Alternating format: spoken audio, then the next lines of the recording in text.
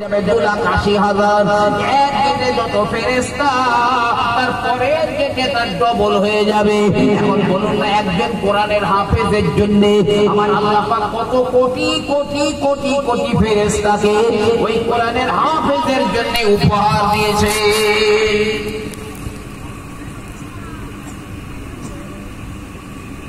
নবী পাক হযরত আলী রাদিয়াল্লাহু আনহুকে দেখে বলছে, আলী,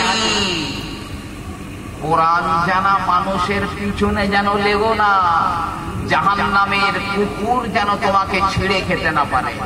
অর্থাৎ যারা কোরআন জানা মানুষের পিছনে লাগবে, জাহান্নামের কুত্তা তাদেরকে ছিঁড়ে ছিঁড়ে খাবে। জি, এক হাজী সাহেব, খুব মন দিয়ে শুনবেন। কেউ বলছে আমি 4 বার হজ করেছি, সবার উমরা করেছি। কেউ বলতে তাহাজ্জুদ আজকে 33 বছরের মধ্যে তাহাজ্জুদ কাজানি। তো বলতে পারবেন আল্লাহর কাছে কবুল হয়েছে কি? একজনও বলতে পারবেন? বলতে পারবেন। কিন্তু আমি চ্যালেঞ্জ করে বলছি, একটা আমল যদি থাকে আপনি বলতে পারবেন আল্লাহ কবুল করে নিয়েছেন। সে আমলটা কি? একটা হাজী সাহেব, তার বাড়ি 4টে ছেলে লজিং এ থাকত, মাদ্রাসা ছিল। অনেক জায়গায় গ্রামে গঞ্জে দেখবেন ছেলেরা লজিং এ থাকে। এই আমাদের গ্রামে একটা হিফজখানা রয়েছে। জি, আমার আব্বা খুব গরিব মানুষ ছিলেন, একদম গরিব মানুষ। 4টে মাদ্রাসার ছেলে একসঙ্গে লজিং রেখেছিলেন, 4টে ছেলে। আমি মনে করি হয়তো সেই ওসিলায়, সেই দোয়ায় আল্লাহ পাক আজকের আপনাদের সামনে বলবার সুযোগ পেয়েছে ওদের দোয়ায়।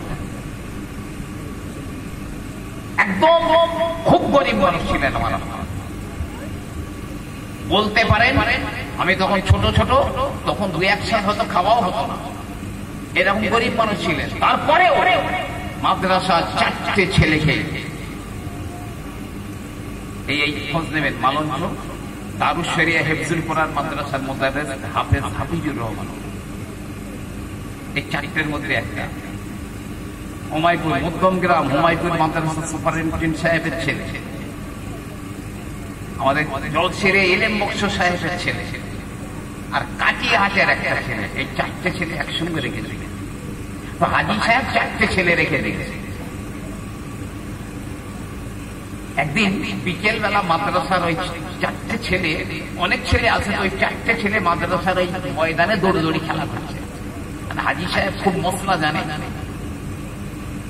খেলা হারাম, আর এরা মাদ্রাসায় পড়ে এত বেয়াদব হয়ে গেছে, সব খেলাধুলো করছে।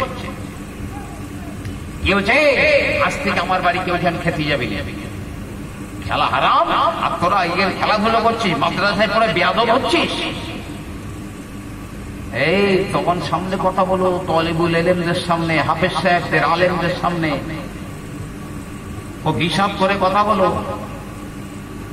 তার 4টে ছেলে দেখছে লজিং তো আর নেই, কি করা যায়, চল বাড়ি চল।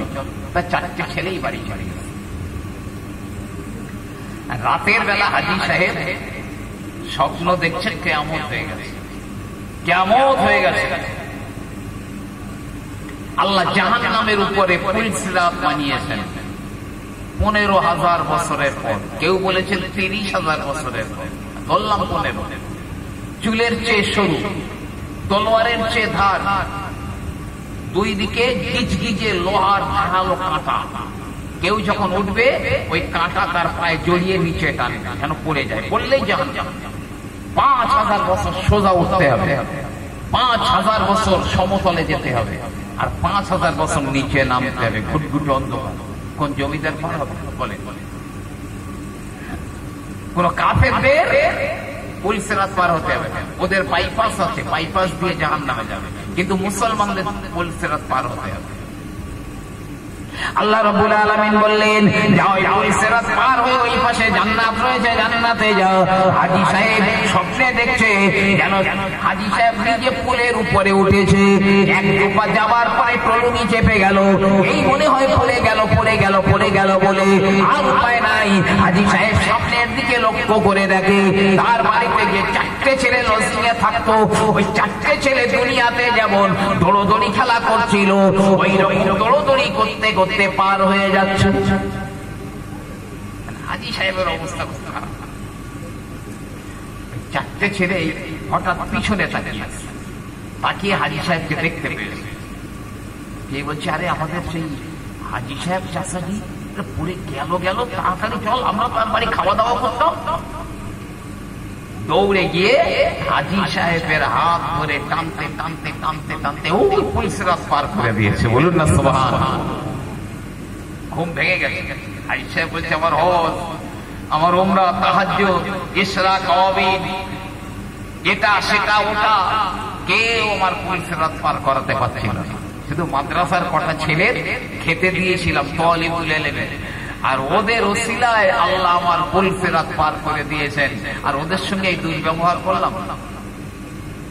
সকালবেলা হাজী সাহেব ওই ছেলেদের বাড়ি গিয়ে কান ধরে অন্যায় স্বীকার করে বলে, ও বাবারা, আমার ভুল হয়েছে, অন্যায় হয়ে গেছে, আমাকে মাফ করে দাও, আমাকে ক্ষমা করে দাও গো বাবা। চলো আমার বাড়ি যেমন তোমরা ছিলে অমন খাওয়া দাওয়া করবে, মাদ্রাসায় পড়াশোনা করবে। ছেলেগুলো বলে, ও চাচাজি, আপনি আমাদের মুরব্বী, আপনি এমন করবেন না, আমরা বড় লজ্জা পাই।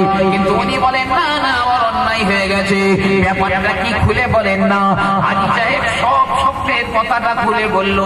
ও বাবা, আমার কোনো আমল পুলসিরাত পার করিয়ে দিতে পারছিল না, শুধু তোমরা আমাকে দেখতে পেয়ে আমার হাত ধরে টেনে টেনে পুলসিরাতটা পার করিয়ে দিয়েছো।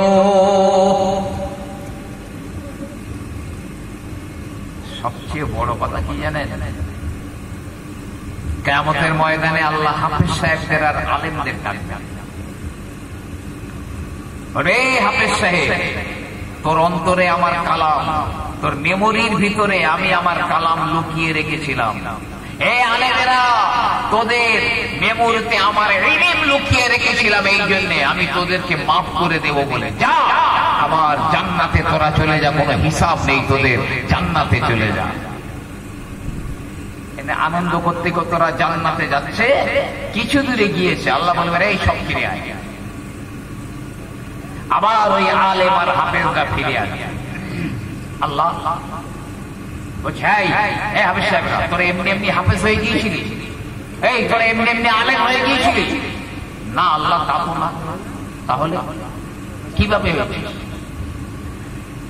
আল্লাহ কেউ জমি দিয়েছে, কেউ দুটো ইট দিয়েছে, কেউ দুটো বালি দিয়েছে, কেউ রড দিয়েছে, কেউ সিমেন্ট দিয়েছে, কেউ টাকা দিয়েছে, তারপরে সেখানে মাদ্রাসা হয়েছে। সেই মাদ্রাসা পরিচালনা করবার জন্য সবাই সার্বিক সহযোগিতা করেছে, আর সেই মাদ্রাসায় পড়ে আমরা আলেম আর হাফেজ হয়েছি। আল্লাহ রাব্বুল আলামিন বলবেন, হে আলেমেরা, হে হাফেজেরা, যাদের সামান্যতম সহযোগিতা পেয়ে হাফেজ আর আলেম হয়ে গেছো তোমরা, আমি আল্লাহ পাক আমার কোরআনের খাতিরে, আমার ইলমের খাতিরে ওদের হিসাব নেব না, ওদেরকে সঙ্গে করে নিয়ে বিনা হিসাবে তোমরা জান্নাতি হয়ে যাও। আল্লাহর কসম, সেই দিন আপনার কপাল খুলে যাবে, ভাগ্যের দরজা খুলে যাবে। আল্লাহ যদি বলে সলিমুদ্দিন হিসেব দে, তোর কপালে আগুন লাগবে, আগুন লাগবে। এই আমলটা নষ্ট হবে না, একদম বুক থেকে বলতে পারবেন, এই আমল আল্লাহর কাছে আমার কবুল হয়ে গেছে, নিঃসন্দেহে।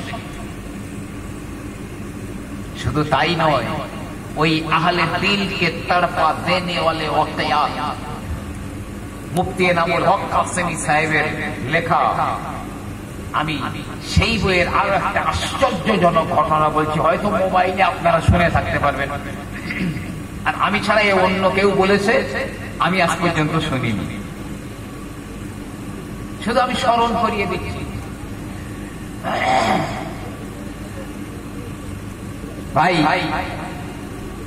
রাস্তার ধারে একটা ঘর, ঝুপড়ির কুড়ে ঘর, সেই ঘরে এক তালিবুল ইলম বাস করে। তো এই তালিবুল ইলমটা সন্ধ্যার পরে একটা কেরোসিনের বাতি জ্বালিয়ে কোরআন তেলাওয়াত করছে। একদম মনে গীতে রাখবে। আগের দিনে দেখবেন আমাদের যখন এই কারেন্ট ছিল না, বিদ্যুৎ ছিল না, তখন হারিকেন ছিল, লণ্ঠন ছিল, ছোট ছোট টেমি ছিল, কেরোসিনে চলতো। তো ছেলেটা ওই কেরোসিনের বাতিতে কোরআন তেলাওয়াত করছে। এখন সে কেরোসিন তো ফুরিয়ে গেছে, আর ফুরিয়ে গেছে মানে ওদের টিম টিম করতে করতে আলোটাও নিভে গেছে, ঘর অন্ধকার।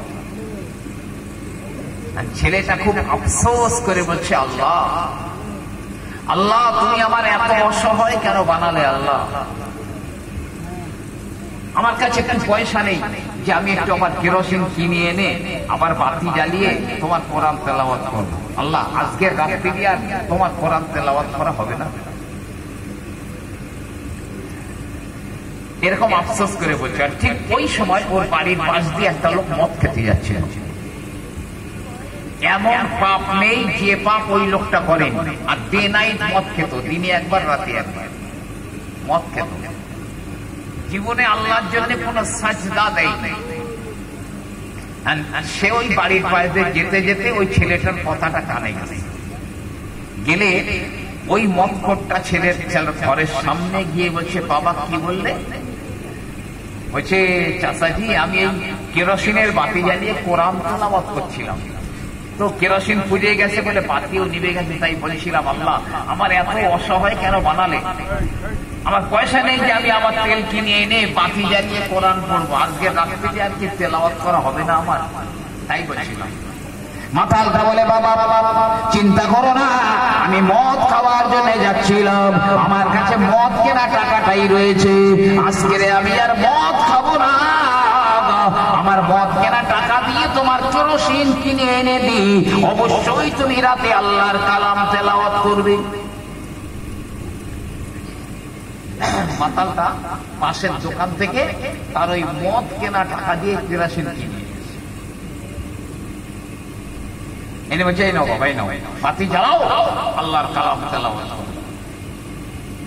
আর শোনো, আগামী কাল থেকে আমি আর মদ খাবো না, আমি কথা দিচ্ছি, আমি যে টাকা দিয়ে মদ খেতাম সেই টাকাটাই আমি তোমার কোরআন তেলাওয়াত করবার পারপাস আমি ব্যয় করব। নিয়াতুল মুমিন খায়রুম মিন আমালিহি, রাসূল বলেছেন ঈমানদারদের নিয়ত করাটা আমল করার চাইতে ভালো। এখন ওর আর মদ খাওয়া হলো না, বাড়ি চলে গেল। ছেলেটার ওই কেরোসিন কিনে দিয়ে বাড়ি চলে গেল। গভীর রাত্রে ওই মাতালটা মরে গিয়েছে। গভীর রজনীতে ওই মাতালটা মারা গেল। সকালবেলা গ্রামে খবর হয়ে গেছে, অমুক সারাবিটা মাতালটা মারা গিয়েছে। গ্রামের লোকেরা সব এক জায়গায় হয়ে গেল। এক জায়গায় হয়ে বলে, না না, এর গোসল দেব না, কাফন দেব না, জানাজা দেব না, কবর দেব না, এ মহাপাপী, এ সারাবি, এর মাঠের মাঝখানে ফেলে দিয়ে আয়, শিয়াল কুকুরে চিল শকুনে খেয়ে নিক। তো গ্রামের কিছু লোক লাশটাকে ধরে নিয়ে মাঠের মাঝখানে ফেলে দিয়েছে। পড়ে আসে, লাশ দিয়ে ফেলে রেখে বাড়ি আসে। একদিন, দুদিন, 3 দিন, 6 দিন হয়ে গেছে। সে লাশটা পচে না, ফলে না, গন্ধ হয় না, মাছি মশা বসে না, শিয়াল কুকুরে খায় না, চিল শকুনেও খায় না। ওই